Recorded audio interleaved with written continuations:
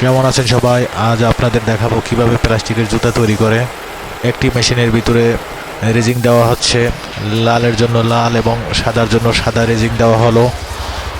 তো আপনারা দেখতেছেন এই প্লাস্টিকের রেজিংগুলো মেশিনের ভিতরে প্রবেশ করানো হচ্ছে। কম্প্রেসার মেশিনের ভিতরে স্প্রে করে মেশিনটি নিয়ে আসা হলো। এখন কম্প্রেসারের মাধ্যমে জুতা তৈরি করা হবে। দেখুন, এই যে দেখুন, জুতা তৈরি হয়ে গেল। এখন ওখান থেকে এনে প্রসেসিংয়ের মাধ্যমে দুই পার্টকে এক পার্টে রূপান্তরিত করে এর পূর্ণাঙ্গ একটি জুতো আকার ধারণ করানো হচ্ছে। দেখতে পাচ্ছেন, নিমেষেই জুতো তৈরি হয়ে গেল। অসাধারণভাবে এগুলো ফিটিং করা হচ্ছে এবং স্টিকার লাগিয়ে এটি বাজারজাত করার জন্য প্রস্তুত করা হবে। খুব সহজেই প্লাস্টিকের জুতোগুলো তৈরি করা হয়, যেগুলো আমাদের কাছে খুব সহজেই চলে আসে।